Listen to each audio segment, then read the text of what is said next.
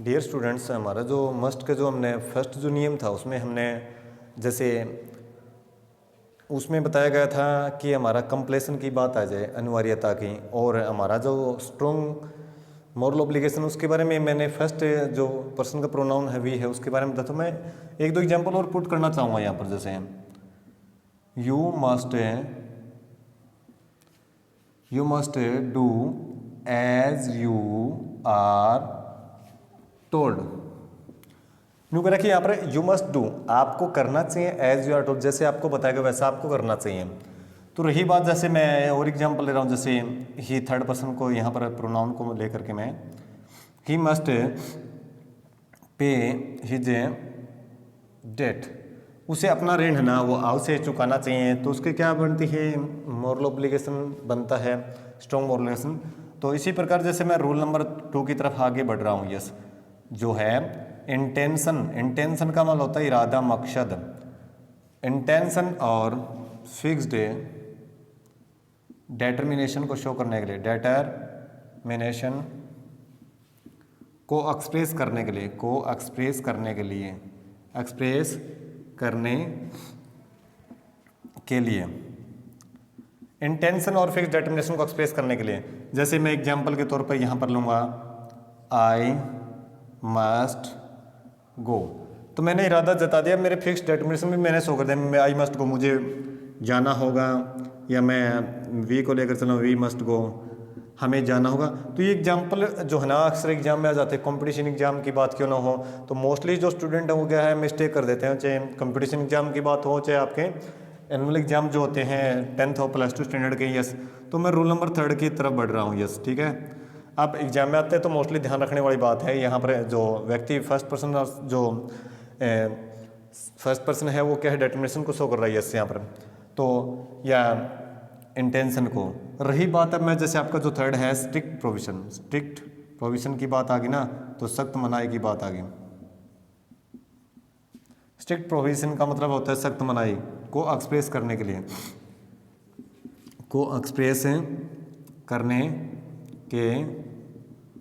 लिए, अब जैसे एग्जांपल के तौर पे मैं आपको बताऊंगा, जैसे सेकंड पर्सन को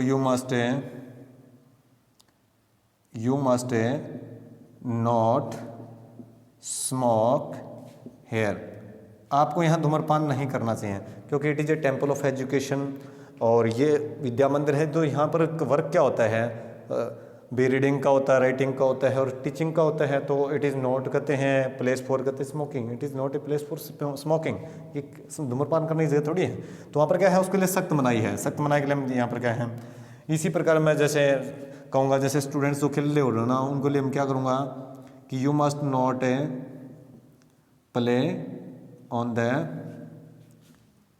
रोड, आपको सड़क पर है ना अवश्य नहीं खेलना चाहिए, क्योंकि road is not a place for playing, ठीक है। सड़क है ना वो खेलने की जगह नहीं होती, आपको पता है, ठीक है। तो यहाँ पर क्या है, सख्त मनाही है वहाँ पे, क्यों, क्योंकि there is a chance to make an accident है, तो वहाँ पर दुर्घटना घटने का मौका बना रहता है। यस, तो वहाँ पर सख्त मनाही है, यस, ठीक है। जैसे स्टूडेंट्स की बात आती है ना, स्टूडेंट्स से must not spite in the class, आपको कहते हैं कक्षा में थूकना नहीं चाहिए, तो उसके लिए सख्त मनाही है, वो चीज़ सख्त होगी। जैसे कार पार्किंग के बारे है, car must not be parked in front of the school, school के सामने कहते हैं कार पार्क नहीं होनी चाहिए, तो वहाँ पर क्या होगा, सख्त मनाही के लिए तो हम किसका यूज़ करते हैं, मस्ट का। इसी प्रकार जो हमारा रूल है 4th उसकी तरफ बढ़ रहा है, हम ड्यूटी को एक्सप्रेस करने के लिए हम मस्ट का यूज़ करते हैं। किसको, ड्यूटी को एक्सप्रेस करने के लिए मस्ट का यूज़ करते हैं। रूल नंबर जो 4th है हम उसके बारे में बता रहा हूँ, ड्यूटी को एक्सप्रेस करने के लिए, ड्यूटी को एक्सप्रेस करने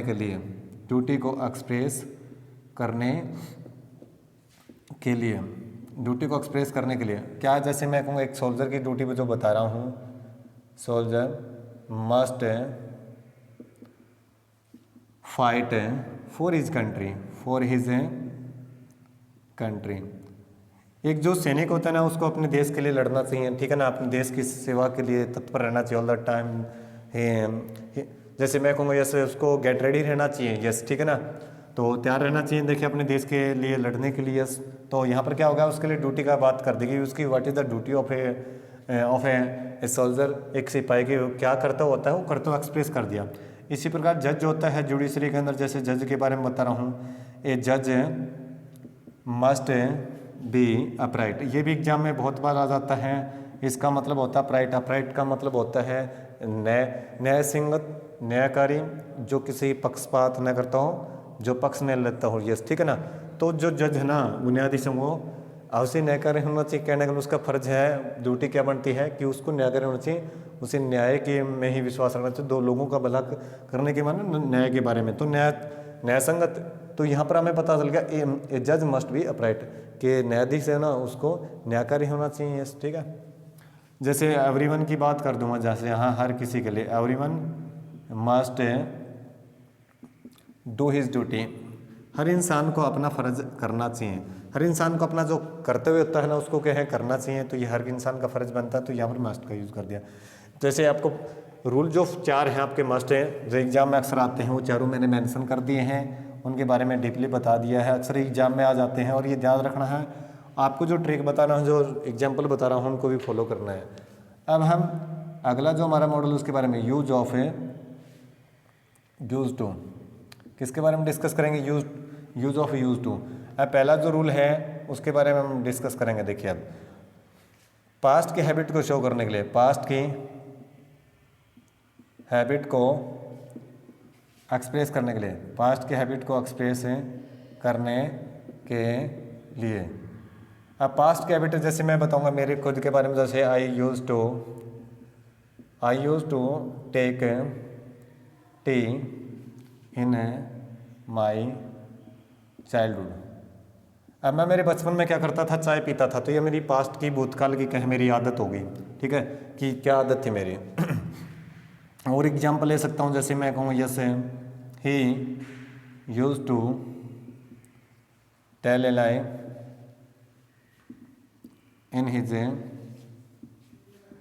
young days.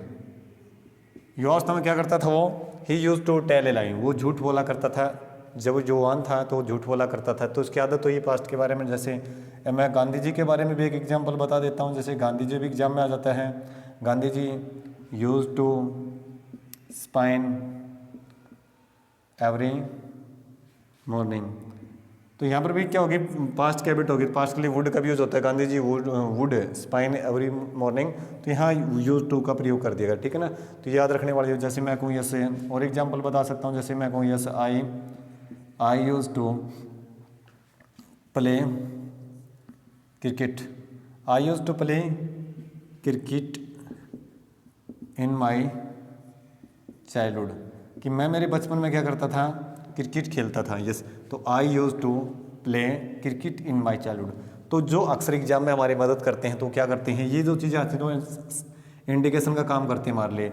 In is young days की बात आ जाए, चाइल्डहुड की बात आ जाए, स्कूल डेज़ की बात आ जाए, इन लाइफ की बात आ जाए, तो हमें डेफिनेटली हम इस वाक्य को रीड आउट करेंगे तो पता लग जाएगी। तो यहाँ पर तो पास्ट की हैबिट को एक्सप्रेस कर रहा है, और पास्ट की हैबिट को एक्सप्रेस करने के लिए यूज टू का प्रयोग कर देते हैं, ठीक है, याद रखना। लेकिन कई बार क्या होता है, एग्जाम में आ जाता है, जैसे और टू, मैं आपको बता देता हूँ ताकि आपका कंसेप्ट क्लियर हो जाए।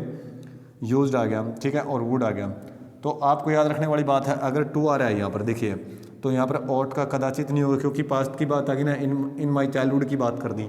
तो ये पास्ट का मोरल ऑब्लिगेशन के लिए हम यूज़ करते हैं किसका, ओट का। बट वो देखिए टू के बाद हैव नहीं है और थर्ड फॉर्म नहीं है, प्ले फर्स्ट फॉर्म है ना, तो ये कदाचित नहीं होगा यूज।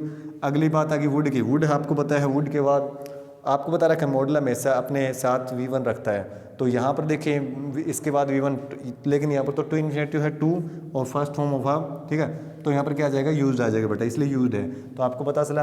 अब जो सेकंड जो नियम है उसकी तरफ मैं बढ़ रहा हूँ। सेकंड नियम क्या है, डिसकंटिन्यूड हैबिट को एक्सप्रेस करने के लिए हम किसका यूज़ करते हैं, यूज टू का।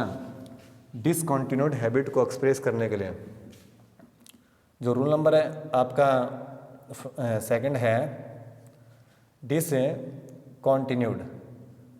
डिसकंटिन्यूड हैबिट को एक्सप्रेस करने के लिए, हैबिट को एक्सप्रेस करने के लिए, एक्सप्रेस करने के लिए।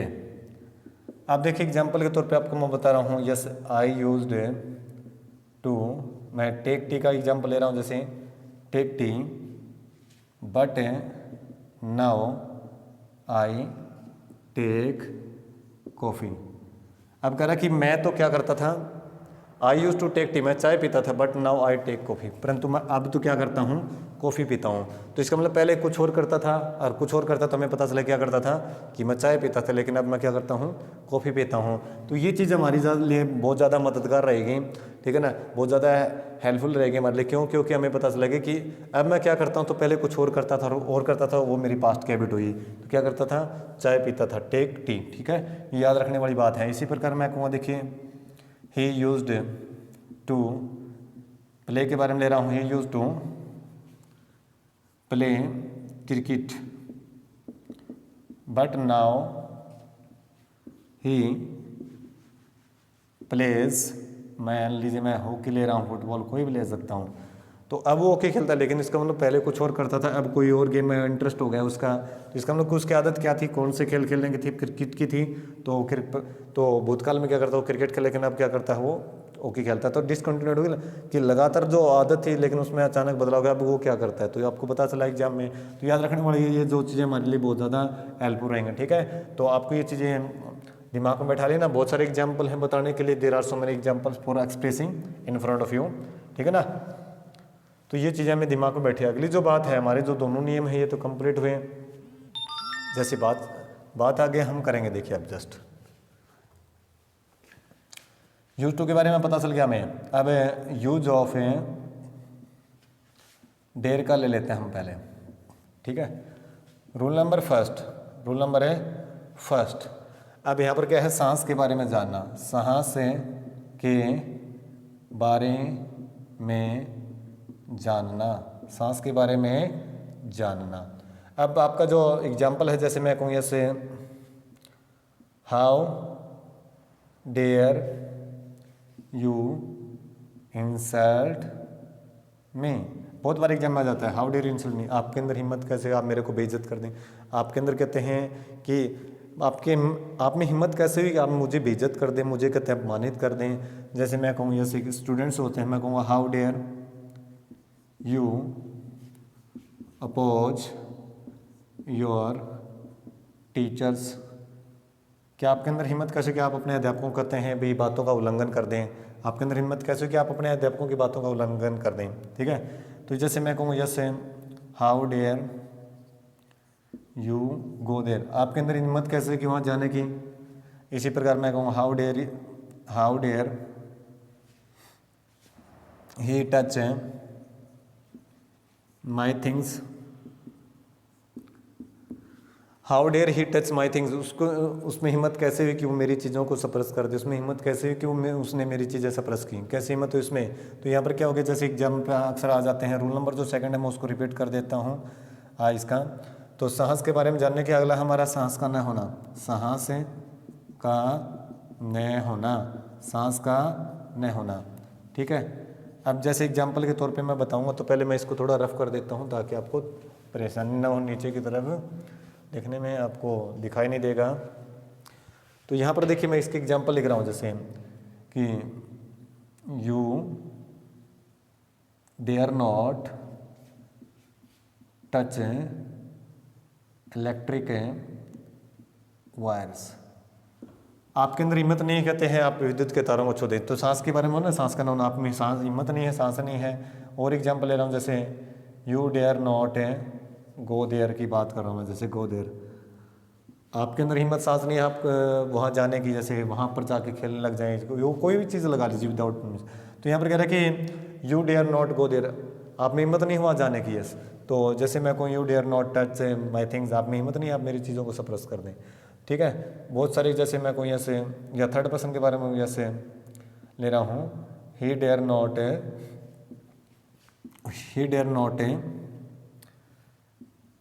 टच माई थिंग्स लगा लीजिए, माई बैग लगा लीजिए, ठीक है। उसके अंदर हिम्मत नहीं कि वो मेरी चीज़ों को सप्रेस कर दे, छू दे। यस, ठीक है। तो यहाँ पर ये हमारा जैसे डेयर का कंप्लीट हुआ, जो अक्सर एग्जाम में आ जाता है, ठीक है। तो हमने यूज टू के बारे में सीख लिया, हमने डेयर के बारे में सीख लिया है। अब हम नीड के बारे में डिस्कस करेंगे, जो आपका अंतिम मॉडल है। क्या है? Use of a need. अब नीड के बारे में हम डिस्कस करेंगे। देखिए अब रूल नंबर जो फर्स्ट है उसको देखिए ध्यान से। आवश्यकता के बारे में जानना, क्या है? आवश्यकता के बारे में जानना, आवश्यकता के बारे में जानना। अब आवश्यकता जैसे मैं कहूँगा ऐसे भी, उसी आवश्यकता के बारे में जैसे प्रश्नवाचक वाक्य सेंटेंस में मैं कहूँगा yes need you buy books, क्या आपको पुस्तकें खरीदने की ज़रूरत है। और एग्जाम्पल ले रहा हूँ जैसे नीड ही गो देयर, क्या उसको वहाँ जाने की ज़रूरत है, उसके चाय बगैर ही काम चल जाएगा। इसी प्रकार मैं बोल रहा हूँ जैसे need you read this lesson की बात लेकर चल रहा हूँ, क्या आपको इस पाठ को पढ़ने की ज़रूरत है।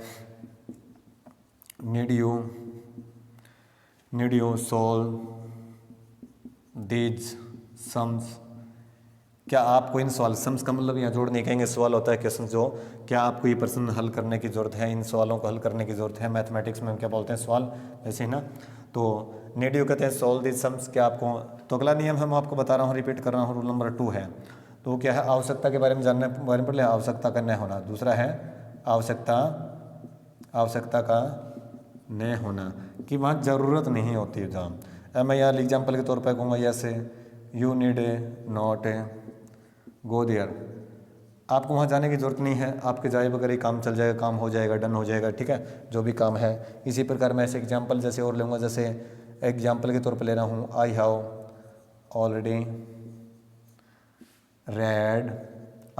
रेड दिस लेसन, मैं इस पार्ट को पहले ही पढ़ चुका हूँ, तो I need not read it again, मुझे दोबारा इसको पढ़ने की ज़रूरत नहीं है, ठीक है। तो यहाँ पर ये कह रहे कि आई हैव कहते हैं already read this lesson, I need not read it again, मुझे इसको पढ़ने की ज़रूरत नहीं है, ठीक है। बहुत सारे एग्जांपल बनते हैं, जैसे इसी प्रकार मैं कहूँ जैसे ही नीड नॉट कहते हैं गो देयर, वहाँ उसको जाने की ज़रूरत नहीं। एग्जाम्पल के तौर पर बता दूँ, जैसे ही नीड नॉट गो देयर, वहाँ उसको जाने की ज़रूरत नहीं है, उसे किताब खरीदने की ज़रूरत नहीं है, ठीक है, उसे पैदल जाने की ज़रूरत नहीं है। ऐसे तो मैं कहूँगा आई हैव ए कार, तो आई नीड नॉट करते हैं वॉक ऑन फुट, में मुझे पैदल चलने की ज़रूरत नहीं है, ठीक है। बहुत सारी मैं कहूँ जैसे आई हैव ए हाउस, या ठीक है मेरे पास एक घर है, तो आई नीड नॉट कहते हैं बाय अनदर, मुझे दूसरा घर खरीदने की ज़रूरत नहीं है। तो बहुत सारे example, there are so many examples, ठीक है। तो आशा है, मुझे उम्मीद है कि आपके जो 13 मॉडल का जो वीडियोज़ मैंने 6 वीडियोज़ बनाए हैं वो अच्छे से समझ में आएंगे, क्योंकि एक जर्नल वे में सारी बातें रिफ्लेक्ट की हैं, मैंने बताई हैं थ्रू एग्जाम्पल्स, जो आपके उदाहरणों के माध्यम से, और बहुत सारे डीपली बताया, क्योंकि यूट्यूब पर बहुत सारे डीपली नहीं बताया जाता, शॉर्ट वीडियो बनाई जाती हैं। तो आपकी मैंने वीडियो 6 बनाई, इसके लिए आपको, मुझे उम्मीद है कि इन वीडियो को बार बार देखेंगे तो एक से फर्स्ट टाइम में ही आपको बार बार देखने की जरूरत नहीं, फर्स्ट टाइम में आपको अच्छे से दिमाग में बैठ जाएगा, ठीक है। बट आप हमारे चैनल को सब्सक्राइब करना मत भूलिए, ओके। और अगला जो टॉपिक है वो अपना टेंसर से रिलेटेड आएगा, ठीक है, बहुत ही फैंटास्टिक वे से मैं उसको रिफ्लेक्ट करूँगा, ओके बेटा।